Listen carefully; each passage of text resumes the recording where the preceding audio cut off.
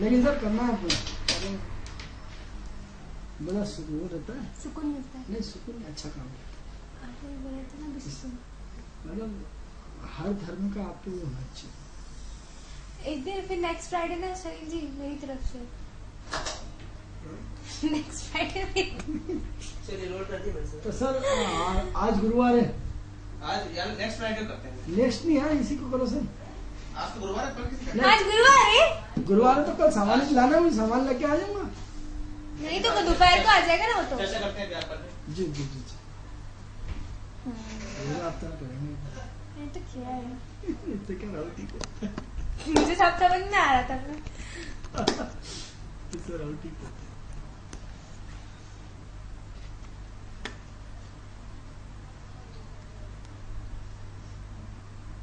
आज हमने शुक्र के बारे में बिल्कुल नहीं बोलेंगे, जैसे खुशबू जी बोलेंगे वैसे ही करेंगे। ठीक है, राशि के बारे में बात करेंगे अलग अलग। मुझे तो प्यास लग मेष वृषभ मेष। प्यास लग रही है, बोलेंगे तो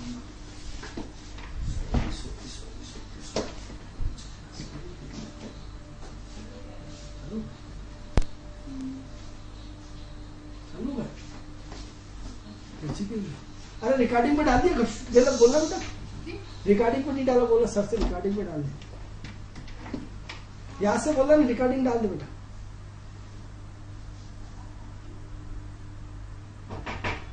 नमस्कार दोस्तों, किस्मत सवारी में आपका स्वागत है। मैं हूं आपकी होस्ट एंड दोस्त खुशबू जैन और हमारे साथ है आनंद जी। दोस्तों कल हमने बात करी थी शुक्र ग्रह के बारे में कि शुक्र ग्रह की क्या प्रवृत्ति है, क्या ऐसी क्या क्या चीजें हैं जो शुक्र ग्रह के कारण संभावनाएं बनती है कि वो मानव जीवन में हो। आज हम जानेंगे कि शुक्र ग्रह का अलग अलग राशियों पर क्या प्रभाव है। सबसे पहले हम जानेंगे कि मेष राशि के ऊपर शुक्र ग्रह का क्या प्रभाव रहता है। जी आनंद जी। तो आज हम जैसे कि लगातार 2 दशक से हम बात कर रहे हैं कि 2 दिन से लगातार कि शुक्र क्या करता है, शुक्र की क्या विशेषता होती है और शुक्र के अंतर्गत क्या क्या चीजें आती है। अब चूंकि विषय बड़ा व्यापक रहता है और हमें विषय के हिसाब से अपने जीवन को चलाना पड़ता है। तो आज का जो विषय है हमारी जो है वो 12 राशियों पे शुक्र का क्या प्रभाव पड़ता है। तो सबसे पहले जो हमने फाउंडेशंस बताया है उसी के आधार पे सारी चीजें निर्धारित होंगी और उसी के आधार पे सारा का सारा काम होगा। अब सबसे पहले हम जो बात करते हैं कि मेष राशि की, मेष राशि किसकी राशि है? उग्रता की राशि है। मेष राशि के बारे में हम पूरा बता चुके हैं। जब ऐसे व्यक्ति जो है वो शुक्र के साथ जब कनेक्ट होते हैं तो क्या होता है, मैनेजमेंट का ही काम करेंगे। अब मैनेजमेंट किसका करेंगे, जैसा कि हमने आपको पहले सारी चीजों में अपने पुराने एपिसोड में बता चुके हैं कि मंगल पुलिस का है। तो पुलिस से संबंधित क्या हुआ, पुलिस से संबंधित उसका काम हुआ मैनेजमेंट का। तो मैनेजमेंट किस चीज का होगा, मैनेजमेंट होगा पुलिस के प्रशासन का, मैनेजमेंट होगा पुलिस से संबंधित कार्यों का, मैनेजमेंट होगा पुलिस और पुलिस से संबंधित जितने भी काम होते हैं जिन जिनको मंगल रिप्रेजेंट करता है उन चीजों से शुक्र का मैनेजमेंट का बहुत बड़ा वास्ता होता है। अब क्या होता है कि अब जैसे क्या होता है कि मंगल क्या है, ऊर्जा का कारण है। तो ऊर्जा जहाँ जहाँ लगती है ऊर्जा को क्या है कि जो ऊर्जा आपके पास है उसका सुनियोजन ढंग से आपको सफल ढंग से पूरा का पूरा व्यवस्थित और सिस्टमेटिक करके उसको वहां तक पहुंचा जाए। जैसे अब नहर है, पानी है, आपका बहुत बड़ा बांध है। अब बांध को क्या है, नहर के रूप में डेवलप करके और उसको विधिवत स्थान तक पहुंचाना। तो अब ऐसी कंडीशन में क्या होता है कि आप उस अपने टोटल जो पानी का है, पानी की जो बांध है, बांध के पानी को सुनियोजित ढंग से लास्ट तक पहुंचाने की प्रक्रिया का नाम शुक्र है। या आपके पास फंड्स आया पुलिस में और वो फंड्स जो पुलिस में आया उस फंड्स को क्या है पुलिस में व्यवस्थित और उसको बंदूकें लेना है, गोली लेना है, बारूद लेना है, नए कमरे का निर्माण करना है, उसको पूरा मैनेजमेंट की फाइल लेना है, उससे संबंधित जितने भी फंड्स होते हैं कि हम अपनी पुलिस फोर्स को अच्छे से अच्छा कैसा बनाएं, हम अपनी पुलिस फोर्स में अच्छे से अच्छा काम कैसा करें। तो जो पुलिस फोर्स के अच्छे से अच्छे का काम होगा उसमें क्या होता है, अपनी शुक्र बहुत महत्वपूर्ण भूमिका निभाता है और उसमें मैनेजमेंट करता है। अब मैनेजमेंट कौन करेगा, कोई छोटा मोटा नंगा आदमी तो करेगा नहीं। जिसके पास दम होगी, जिसके पास पावर होगा, जिसके पास क्षमता होगी वो इस काम का मैनेजमेंट करेगा। तो अब ऐसी कंडीशन में जो मैनेजमेंट होगा वो किस चीज का होगा, पुलिस और पुलिस की प्रशासनिक ताकतों का या पुलिस से संबंधित सारी की सारी चीजों का। अब ऐसी कंडीशन में सबसे पहले जो आपका मंगल है, मंगल अब जैसे बिजली का कार्य है। अब बिजली में क्या होता है, ऊर्जा को पैदा करना। अब आपने ऊर्जा तो पैदा कर ली, अब चंबल की नदी पे बांध बना हुआ है और उसमें लगातार जनरेट हो रही ऊर्जा। अब ऊर्जा को हमें कहाँ तक, दूर दूर तक फैलाना है। अब उस ऊर्जा को क्या करेंगे, जगह जगह ट्रांसफार्मर लगाएंगे, जगह जगह खंभे लगाएंगे, जगह जगह उसमें बड़े बड़े सर्किट देंगे, बड़े बड़े टावर लगाएंगे और टावर लगा करके बिजली को जगह जगह बांध करके एक जगह रोक के फिर दूसरी जगह फिर तीसरी जगह रोक के संबंधित स्थान पर ले जाना। ये महत्वपूर्ण किसका काम है, ऊर्जा का। ऊर्जा को व्यवस्थित ढंग से, सिस्टमेटिक ढंग से घर घर तक पहुंचाने का काम किसका है, शुक्र का। तो शुक्र का जो मुख्य कारकत्व है वो मैनेजमेंट है।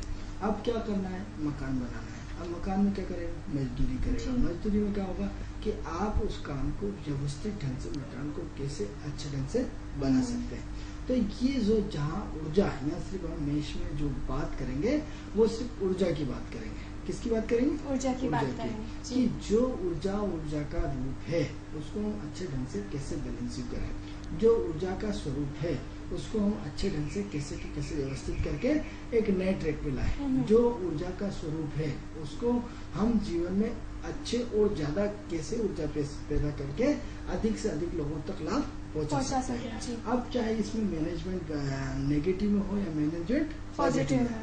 अब मान लो इसमें गुंडा है, बदमाश है, तो वो भी अपने व्यवस्थित मैनेजमेंट कैसे रहेगा, मोबाइल के माध्यम से, इंटरनेट के माध्यम से, व्यवस्थित माध्यम से, क्योंकि शुक्र हाईटेक सिस्टम है। तो क्या होगा, क्राइम का तरीका भी हाईटेक होगा। अब क्या होगा, हाईटेक होगा तो शुक्र क्या है, हाईटेक है, तो क्या कर रहा है, आपके एटीएम से पैसे निकाल लेगा। वैसे मंगल गुंडागर्दी है, अब गुंडागर्दी है तो शुक्र के थ्रू होना है गुंडागर्दी। तो शुक्र क्या करेगा, मंगल तो क्या है कि आपको बंदूक अड़ाई और पैसे निकाले और जय भारत तलवार निकाली, मारी खींची, मारा जिया, आदमी जो भी हो खेल खत्म। लेकिन शुक्र में ऐसी कंडीशन नहीं आती। शुक्र में क्या होता है, बड़े प्यार से निकाला जाता है। तो आप शुक्र क्या है, एटीएम है, आदमी क्या है, मंगल क्या है, गुंडागर्दी। तो गुंडागर्दी क्या करे, बड़े प्यार से एटीएम से आपका कोड लिया और कोड लेकर के आपकी गुंडागर्दी के माध्यम से पैसा ट्रांसफर कर लिया या पैसा निकाल लिया या एटीएम को लूट लिया। तो स्वरूप बदल गया शुक्र में। क्या होता है, सब मीठा तरीके से प्लानिंग करके, क्योंकि बिना इसमें प्लानिंग की कोई जिंदगी नहीं होती। जो भी काम होता है वो सारा का सारा एक प्लानिंग के अंतर्गत होता है। तो इसमें जो भी आपका काम होगा वो सारा का सारा एक प्लानर होगा और एक बेस्ट प्लानर होगा, जिसमें मेष ऊर्जा, इसमें जो महत्वपूर्ण काम है वो ऊर्जा और ऊर्जा से संबंधित डिपार्टमेंट है।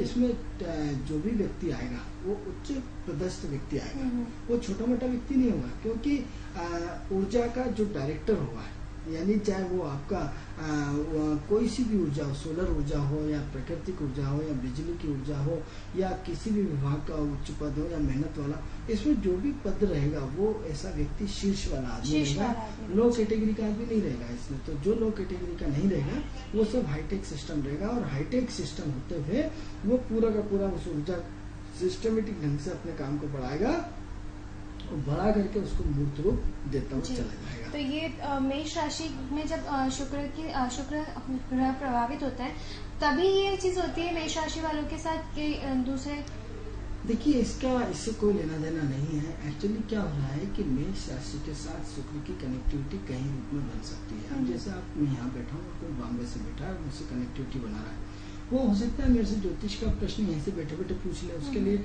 जरूरी नहीं कि हम दोनों आमने सामने हों, जरूरी नहीं कि हम एक दूसरे को, जैसे दर्शकों हम आपकी कुंडली बताते हैं और आप मुझे देख पा रहे हैं लेकिन मैं आपको नहीं देख पा रहा हूँ, लेकिन आपके टेलीफोन के माध्यम से आपको घर बैठे हम क्या कर रहे हैं, बता रहे हैं कि आपका भविष्य, आपका डेट ऑफ बर्थ के माध्यम से आपका ये नेचर है, आपकी ये क्वालिटी, आप ये करते होंगे, आपका व्यवहार है, जबकि एक दूसरे को मिल नहीं पा रहे, एक दूसरे से कनेक्शन नहीं है। तो क्या होता है, कई बार युतियाँ एक तरह से नहीं होती है, उसकी दृष्टियाँ होती है, उसके आपस में बैठना होता है, उसका एक दूसरे का दृष्टिपात होता है, इसके नक्षत्रों का संबंध होता है, उसके उपनक्षत्रों का संबंध होता है, उसकी कई कनेक्टिविटियाँ होती हैं, उसका इंटर एक्सचेंज होता है।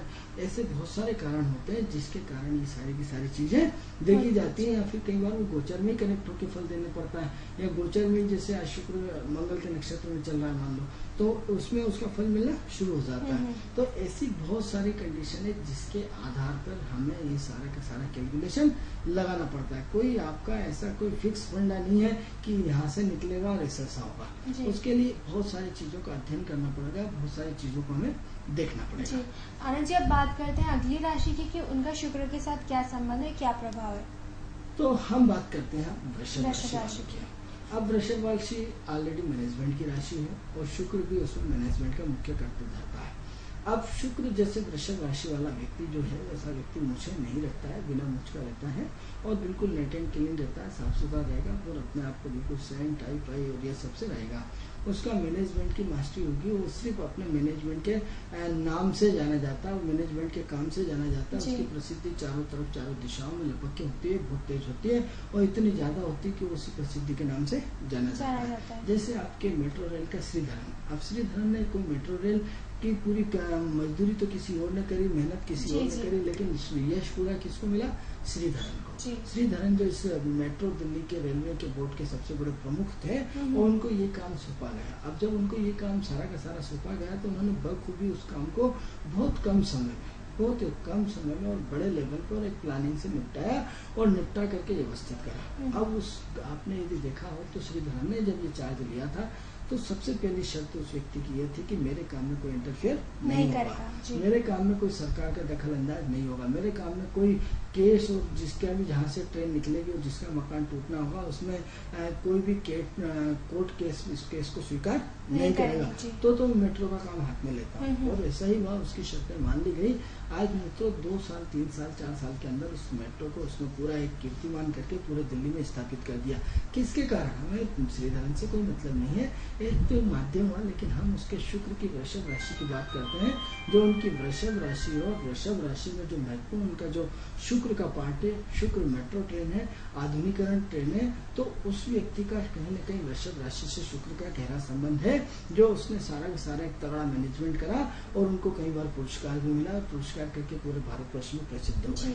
तो ये एक मैनेजमेंट का सबसे बड़ा जो पार्ट है वृषभ राशि के मैनेजमेंट का, वो श्रीधरन का पार्ट है। तो अब ऐसी कंडीशन में क्या होता है कि वृषभ राशि सिर्फ मैनेजमेंट करती है। मैनेजमेंट क्या की करती है? मैनेजमेंट क्या करेगी? बड़े बड़े उद्योगों का मैनेजमेंट करेगी, बड़े बड़े जैसे मेट्रो जैसी चीजों का मैनेजमेंट करेगी, घर के प्लानर का मैनेजमेंट करेगी, घर के मैनेजमेंट का मैनेजमेंट करेगी, खाने पीने की चीजों का मैनेजमेंट करेंगे। ऐसे व्यक्ति जो सबसे बड़ी चीज विशेषता है कि ऐसे लोगों का संबंध सिर्फ अपने और अपने परिवार तक होता है। ऐसे लोगों को दूसरों से कोई लेना देना नहीं होता, सीधा घर जाते हैं, घर से बाहर ऑफिस जाते हैं और ऑफिस से सीधा घर आते हैं। ऐसे लोग घर में ज्यादा रहना पसंद करते हैं। स्थिर राशि है और स्थिरता के साथ ये काम करते हैं। लेकिन इनकी काम की फिनिशिंग यदि आप इनकी कॉपी का एक राइटिंग का पेन देख लीजिए और इसके कागज का पन्ना देख लीजिए, आपको एक हल्की सी राई के बराबर भी एक उसमें हल्का सा कट निशान वगैरह कुछ नहीं मिलेगा। यदि गलती से लग गया तो उस पेज को पूरा फाड़ देते हैं और फाड़ करके पुनः अपने आप को पुनः रिपीट करते हैं। तो ये इनके मैनेजमेंट का एक अच्छा तरीका हम मान सकते हैं, जिसे पता चल जाता है कि अच्छे मैनेजमेंट के कारक है। मतलब ये सफल मैनेजमेंट की निशानी है, एक सफल व्यक्तित्व की निशानी है, एक सफल काम करने का एक अंदाज है। क्योंकि ये जो वृषभ राशि हो एक बहुत तगड़ा मैनेजमेंट रखती है, इतना तगड़ा मैनेजमेंट कि जितनी तारीफ की जाए उतनी कम है। अब सवाल इसमें ये होता है कि इसमें जो प्रोफाइल रहेगी ये सरकार की सबसे बड़ी प्रोफाइल रहेगी। अब जैसे उसमें हमने मेष राशि में सिर्फ एक ऊर्जा बताई कि एक ऊर्जा का बड़ा समन्वय केंद्र है। अब जैसे आपके पास मध्य प्रदेश शासन के पास या उत्तर प्रदेश शासन के पास किसी सरकार के पास 2 लाख बसें या 1 लाख बसें, उनका मैनेजमेंट करना जी, तो वहाँ ऊर्जा थी। अब यहाँ जो है वो सरकार के मैनेजमेंट की बात है। किसकी बात है? सरकार के मैनेजमेंट की। अब जितने भी प्रशासनिक और प्रशासनिक कार्य रहेंगे उसमें सारे के सारे लोग बेल की तरह लगे रहते हैं सुबह से शाम तक। आप देखिए यदि कभी आपका वल्लभ भवन में जाना हो और वहाँ तो जो भी बड़े बड़े अफसर रहते हैं, collector, commissioner, SP, CSP, DSP, इस लेवल के पोस्ट के व्यक्ति रहते हैं, वो सुबह से लेकर रात तक यानी 20-20 घंटे वो हार्ड वर्क करते हैं और हार्ड वर्क करने के बाद भी उन्हें तुरंत यदि विधानसभा लगी तो घर से कोई बुला ले जाता है। तो इतनी इमरजेंसी की कई बार तो उनको 24 घंटे हो जाती है, कोई आराम नहीं, कोई चैन नहीं, कोई पत्नी, कोई बच्चे, कुछ नहीं, और 24 घंटे बिल्कुल लिखा पड़ी और विधानसभा के जवाब देने में, विधानसभा की तैयारी में लगे रहते हैं और बिल्कुल उन्हें कोयलों की बेल की तरह इतना जुटा दिया जाता है कि बेचारे इतनी मेहनत करते हैं कि जितनी उनकी तारीफ की जाए उतनी कम है। तो ऐसा जो मैनेजमेंट किसके आता है? शुक्र के कारण आता है। अब शुक्र की व्यवस्थाओं के कारण आता है, शुक्र की जो सरकार की नीतियों के कारण आता है, जो सरकार की योजना है क्यों? क्योंकि वृषभ राशि में सूर्य का नक्षत्र पड़ता है और सूर्य का नक्षत्र जो है सरकार को रिप्रेजेंट करता है, सरकारी आलम को रिप्रेजेंट करता है, सरकारी व्यवस्थाओं को रिप्रेजेंट करता है। लेकिन ये चीज जो है सूर्य के 10 डिग्री तक लागू होती है, पूरी वृषभ राशि पर लागू नहीं होती है। और जैसे चंद्रमा का नक्षत्र आता है तो इसमें मैनेजमेंट टोटल डिस्टर्बेंस हो जाता है, मैनेजमेंट अव्यवस्थित हो जाता है, मैनेजमेंट पूरा जितना भी हुआ एक बड़ा अवसर होगा लेकिन उसकी अपनी धाक नहीं रहेगी, अपनी पकड़ नहीं रहेगी। यही सूर्य की 10 डिग्री तक इतनी जबरदस्त पकड़ रहेगी, इतना जबरदस्त मैनेजमेंट रहेगा कि आप जिसकी की कोई सीमा नहीं। और यही जैसे 10 डिग्री से लेकर 13-20 तक जब चंद्रमा का नक्षत्र आता है तो उस बीच उसका मैनेजमेंट इतना रफ, इतना घटिया, इतना बेकार होता है कि जिसकी कोई कल्पना भी नहीं कर सकते। और सब भगवान भरोसे चलता है, यानी इतना भगवान भरोसे चलता है कि उनके पास कोई दिमाग ही नहीं होता, कोई प्लान ही नहीं होता कैसे क्या करना है। सब भगवान भरोसे दूसरे के ऊपर चलते रहते हैं, सब लास्ट टाइम में मूवमेंट करते रहते हैं, मेहनत बहुत करते हैं लेकिन उस मेहनत में फिनिशिंग नहीं आती। जैसे वृषभ राशि के जो गृहिणियां रहती हैं, जो खाना बनाती है बड़ा अच्छा बनाती है, जो भी वृषभ राशि की गृहिणी रहेंगी वो उनके खाने में स्वाद आएगा। क्योंकि शुक्र का जो नादिया है, जो भगवान शिव का स्वरूप है, क्योंकि खुशबू जी काफी जल्दी में रहती है वृषभ राशि पे, हम डायरेक्ट राशियों पे आ गए, नहीं तो आपको शिव के नादी के बारे में उसको हम आगे बताएंगे कि शिव का प्रकृति से कितना बड़ा संबंध है, शिव का शुक्र के साथ कितना बड़ा संबंध है। और शिव का जो आध्यात्म मिलन हो, अभी आपको कृष्ण के पार्ट पे बताया था, अभी शिव के पार्ट पे नहीं बताया क्योंकि बड़ा विस्तार पूर्वक पार्ट है, आने वाले समय में चर्चा करेंगे उसमें। तो हम जो अभी बता रहे थे आपको कि जो वृषभ राशि थी, जो वृषभ राशि का मुख्य कर्तव्य था मैनेजमेंट है। अब मैनेजमेंट तो 10 राशि तक तो जबरदस्त मैनेजमेंट, लेकिन उसके बाद फिर डिस्टर्बेंस मैनेजमेंट, यानी इसके 2 पार्ट में जब चंद्रमा का नक्षत्र आएगा तो कौन सा मैनेजमेंट होगा? डिस्टर्ब वाला मैनेजमेंट होगा। यानी व्यक्ति पावर में है लेकिन वो पावर का उपयोग नहीं कर पा रहा। व्यक्ति अपने आप को उन्हें घाव जैसा है वैसा है, दाढ़ी बड़ी हुई है, पैंट शर्ट जूते कैसे पहने, कुछ भी पहना है, उसको यही भान में कि मैं अफसर हूँ। वो अपने चपरासी के साथ भी बैठ रहा है, अपने क्लर्क के साथ भी बैठ रहा है और वो अपने आप को ये नहीं मालूम कि मैं इतने बड़े पद का मालिक हूँ। लेकिन वो सहज और सरल होता है। तो अब ऐसे व्यक्ति को हम समाज अच्छा नहीं मानता, लेकिन क्योंकि सूर्य के नक्षत्र में मैनेजमेंट में एक व्यक्तित्व भी नहीं कर सकता और चंद्रमा के नक्षत्र में हर उस बॉस को पूरा दबा लिया जाता है और पूरा बॉस ऑफिस नहीं चला पाता, उसके दूसरे लोग ही ऑफिस चलाते हैं, वो तो बेचारा साइन कर देता है। एक कुर्सी का एक मोहरा होता है, हर कोई उससे दबा लेता है, पूरी जिंदगी एक टाइम पास करता है क्योंकि चंद्रमा के नक्षत्र के कारण। अब इसी बात को हम आगे बढ़ाते हैं मिथुन राशि में। अब मिथुन राशि की बात करते हैं तो मिथुन राशि काय की राशि? पॉजिटिव राशि। काय की राशि? बुद्धि की राशि। काय की राशि? कलाकार की राशि। काय की राशि? अभिनय की राशि है। काय की राशि? जीवन में कहीं न कहीं पॉजिटिव सोच को, सकारात्मक सोच को आगे बढ़ाने राशि आती है। अब क्या होता है मिथुन राशि का जो महत्वपूर्ण गुण, जब बुद्ध क्या है, मिथुन राशि का स्वामी कौन है? बुद्ध है। अब बुद्ध किसके साथ मिल गया? शुक्र के साथ मिल गया। अब यहाँ क्या हुआ, बुद्ध जो है वो स्त्री ग्रह हो गया, शुक्र जो है स्त्री ग्रह हो गया, तो यहाँ बोस कौन होगी? स्त्री होगी। यानी क्या हुआ, ये मैनेजमेंट कौन करेगा? स्त्रियां करेंगे। अब किस चीज का मैनेज करेंगे? मैनेजमेंट तो ये भी उसी लेवल का करेंगे, लेकिन वहाँ पुरुष के रूप में था या स्त्री के रूप में। लेकिन अब यहाँ क्या होंगी, बातें ज्यादा होंगी, प्लानर ज्यादा होंगे, क्योंकि बुद्ध क्या है? नपुंसक ग्रह। बुद्ध क्या है? स्त्री ग्रह है। शुक्र क्या है? स्त्री ग्रह है। अब शुक्र स्त्री ग्रह होने के कारण बुद्ध के साथ कॉम्बिनेशन में हवाबाजी ज्यादा होती है। अरे ऐसा कर लें, ऐसा नहीं, फिर ऐसा कर लें। फिर क्या हुआ, एक साथ घूमने का प्लान बनाते हैं। कहाँ बनाते हैं? वैष्णो देवी। अरे एक काम करें, वैष्णो देवी यहाँ से दिल्ली होते हुए अमृतसर होते हुए ऐसा चलेंगे। दूसरा नहीं, ऐसा नहीं, यहाँ से नहीं, कांवड़ा देवी होते हैं, ज्वाला देवी होते हैं। मतलब तीसरा बोलेगा नहीं नहीं, यहाँ से अपन क्या करेंगे, मतलब प्लानिंग ही प्लानिंग ज्यादा होती है, सोचते ज्यादा है। आगरा जाएंगे, फिर आगरा से उतरेंगे, फिर अपन मथुरा चलेंगे, मथुरा से होते हुए फिर इधर घूम जाएंगे, द्वितीय घूम जाएंगे, द्वितीय मतलब कुल मिला के उलझन फुलझन वाला काम ज्यादा होता है। लेकिन किसके साथ? शुक्र और मंगल, क्योंकि दोनों कौन से ग्रह हैं? बातूनी ग्रह, इमोशनल ग्रह है, भावुक ग्रह है और भावुक के साथ साथ काफी इमोशनल ग्रह है। अब इमोशनल ग्रह में सबसे बड़ी विशेषता ये है कि क्या होता है कि इमोशनल से अपने आप को जो है बहुत भावुकता से जोड़ते हैं, बातों में जोड़ते हैं। अब बातें लगे रहते हैं बातें। अब इनको सबसे बड़ी अच्छी चीज ये है कि सुबह से शाम कब हो जाती है इनको पता नहीं चलता। तो अब ऐसी कंडीशन में जब सुबह से शाम, यानी आप दिन भर बातें करते रहो लेकिन आप थकोगे नहीं, आप इतने प्रेमी आदमी होते हैं, तो बुध और शुक्र का कॉम्बिनेशन आपस में इतना प्रेम होता है कि एक से एक नए नए विषय निकलते आते हैं। फिर वो फलानी शादी में सब होता, फिर अपन वहाँ शादी में सब गए थे, फिर वहाँ अपन ने आइसक्रीम खाई थी और एक तो में फिर वो आ गया तो फिर ऐसा हुआ था, और फिर अपन पिक्चर देखने चले थे, और पिक्चर देखने के बाद मतलब सांस लेने की टाइम नहीं है, मतलब वो आपने की मतलब अपनी बातों में ही इतने खुश मग्न रहते हैं कि दूसरी चीजों को परवाह नहीं। यदि कोई खड़ा है कि अच्छा मैं चलता हूँ हाथ मिला के, कि जब तक वो टॉपिक खत्म कर ले तो उसका टॉपिक ही खत्म नहीं होने वाला। क्योंकि उसके बाद फिर ऐसा हुआ था, उसके बाद फिर लाइट चली गई थी, उसके बाद फिर हलगम, मतलब इतना वो सस्पेंसफुल माहौल रहता है कि यदि कोई खड़ा हो कि हे भगवान ये चुप हो जाए, हाथ मिलाए मैं जाऊँ। तो ये बुध और शुक्र का कॉम्बिनेशन, लेकिन महिलाओं के लिए, पुरुष के लिए हम बात नहीं कर रहे हैं। तो ये क्या है, स्त्री ग्रह कॉम्बिनेशन है। स्त्री का दिमाग 24 घंटे दौड़ता रहता है, इनमें कहीं ना कहीं फितूर चलता रहता है। अब उन्हें क्या हुआ, उन्हें साथ पड़ोसी का नई वाली साड़ी आई है, ड्रेस आई है, कहाँ से लाई, वहाँ से लाई, वहाँ से लाई, कितने की मिली, अच्छा अच्छा अच्छा, अरे उसका वो अच्छी नहीं देता, वो फलाने देता। अब देखिए विषय कैसे निकलता जा रहा है कि उसने पड़ोसी का एक साड़ी आई है या ड्रेस आई है, ड्रेस का उसने उससे हुआ, और फिर उसने वहां से खरीदी थी, उसके यहाँ तो अच्छा नहीं निकला था, और वो फलाना भी निकला था, और निकालते निकालते उस आदमी के पूरे प्याज के छिलके की तरह ऐसा निकाला जाता है कि वो प्याज की छिलका पूरा खत्म हो जाएगा, लेकिन उसकी बात खत्म नहीं होती। और पूरा का पूरा उसके जो उसका जो व्यापारी था उसको किस तरह उन्होंने उठाया और गिराया, उसके साथ उसका किस तरह तेज जूते मार मार के बातों को उसका कचरा करा। इसका आप एक अभिनय रूप देख सकते हैं जिन महिलाओं के बुध और शुक्र का कॉम्बिनेशन हुआ, और उन्होंने कि यार क्या शादी हुई थी जबरदस्त, और क्या किसी भी बात को बड़ा चढ़ा के बोलना हो तो उनसे सीखें। मतलब एक नए नए विषय का एक ऑटोमेटिक उसमें ऐड होता जाएगा, जुड़ता जाएगा, और जुड़ते जुड़ते जुड़ते जुड़ते उसमें ऐसी नई नई चीजें आती जाएंगी कि जिसकी कि आप सोच भी नहीं सकते।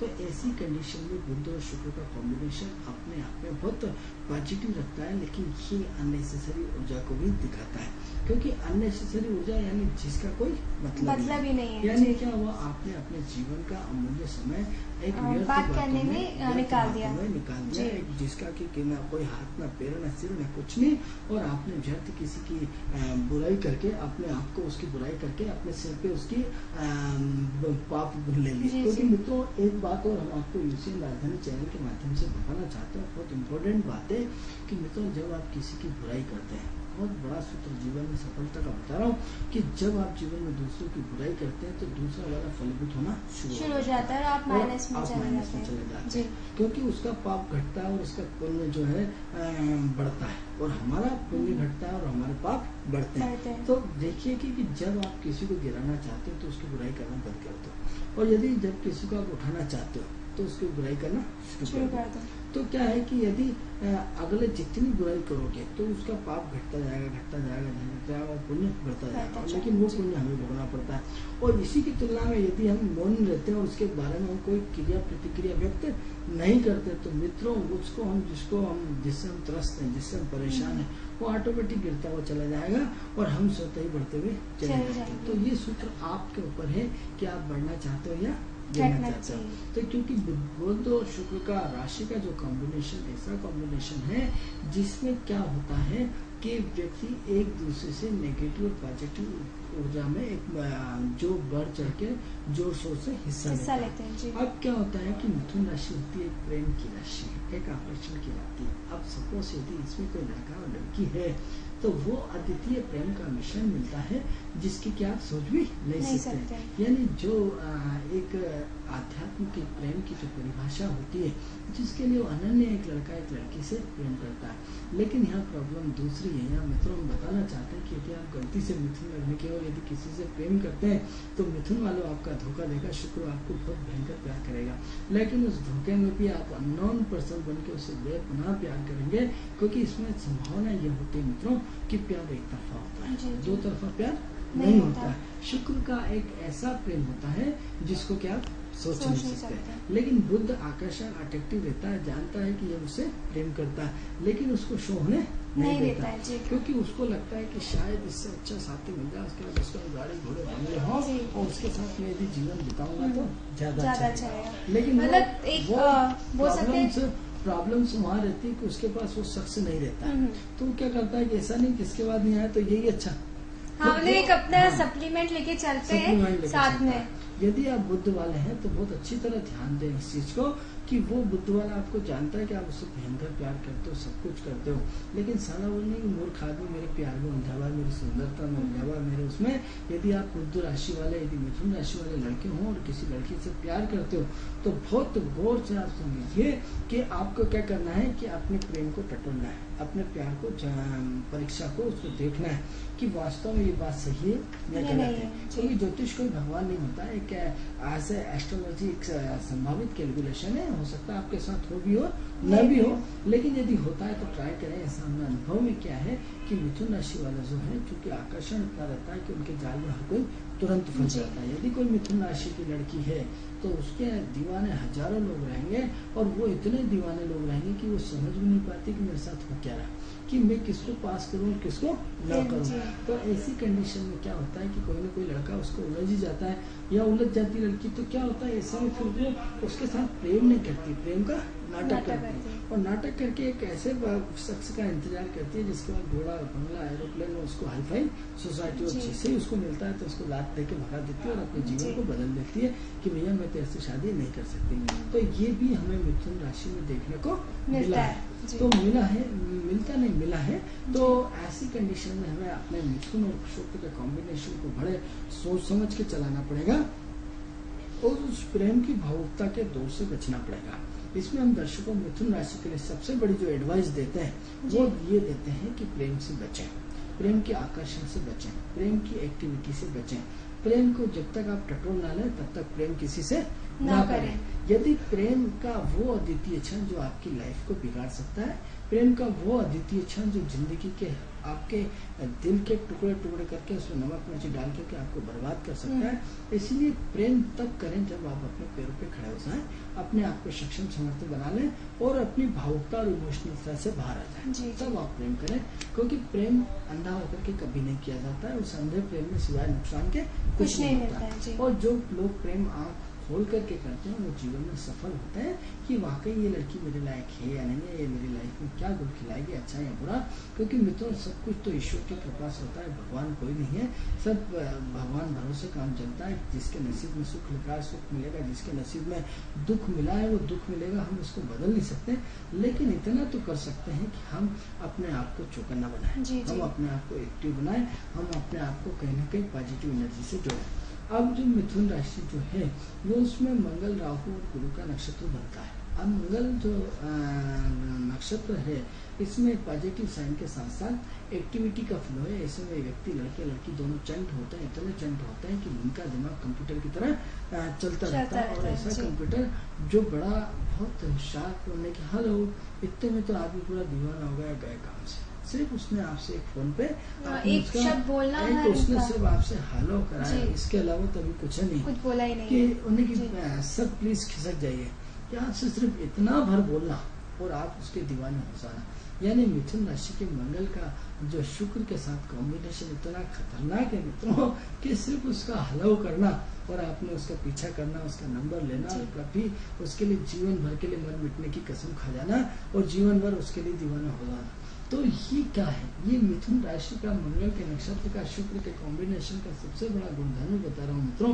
तो ऐसी कंडीशन में सिर्फ आपकी हलव किसी की इतनी भारी पड़ जाती है मित्रों। हम उन लड़कियों को सचेत करना चाहते हैं कि आपके मिथुन राशि का महत्वपूर्ण गुण होता है आकर्षण, क्योंकि इसका जो चिन्ह है एक लड़का और एक लड़की है, तो इसमें सदैव आपके पास आकर्षण होता है। इसलिए किसी भी लड़कों से आप सोच समझ के बात करें, क्योंकि ये आपकी, आप यदि क्राइम पेट्रोल देखते हैं, यदि आप इसमें सावधान इंडिया देखते हैं तो पूरा उसमें आपको सावधान किया जाता है। तो हम भी आपको यूसीएन राजधानी चैनल के माध्यम से सावधान कर रहे हैं कि यदि आपकी मिथुन राशि है तो किसी से हाय हेलो करना भी गुनाह है। यदि आपकी हाय हेलो किसी की जिंदगी को बिगाड़ सकती है, आपकी जिंदगी को बिगाड़ सकती है, आपके लिए जानलेवा होती है। क्योंकि जब तक आपने उससे बात नहीं करी तब तक मैटर ही खत्म नहीं। सब बहुत सारे लोग आप आते हैं और बहुत सारे चले जाते हैं, लेकिन जरा सी आपने हल्की सी मुस्कुराहट यदि उसको छोड़ दी तो वो आपका दीवाना जीवन भर का बन बैठेगा और बात किस हद तक जाएगी और किस दौर तक जाएगी इसका अंदाजा भी आप नहीं जी। लगा सकते, क्योंकि आपके 1000 दीवाने होंगे, आप उसके दीवाने नहीं होंगे, तो ऐसी कंडीशन में जीवन और मृत्यु के बीच में एक बहुत बड़ा झंझट हो जाएगा। क्योंकि वो आप देखिए कि वो किसी का बेटा है, किसी का भाई है, किसी के कमाने वाला पूत है, और आपके चक्कर में लेकर के वो अपनी जिंदगी को पूरा कहां से कहां नरक में डाल सकता है। इसलिए मिथुन राशि वालों को विशेष रूप से लड़कियों को ध्यान दे कि कभी गलती से भी हाई हेलो न करें, और हाई हेलो कर भी ली तो इतना स्टिक हो जाए कि हल्की सी मुस्कुराहट भी चेहरे पे नहीं आना चाहिए, कि वो आकर्षण आप इतना सटीक हो जाए, किसी को अपनी तरफ डांट दे, आकर्षित नहीं करना नहीं होने है दे, तो उसको डांट दे, उसको लगा नहीं आप उससे कुछ नहीं करा।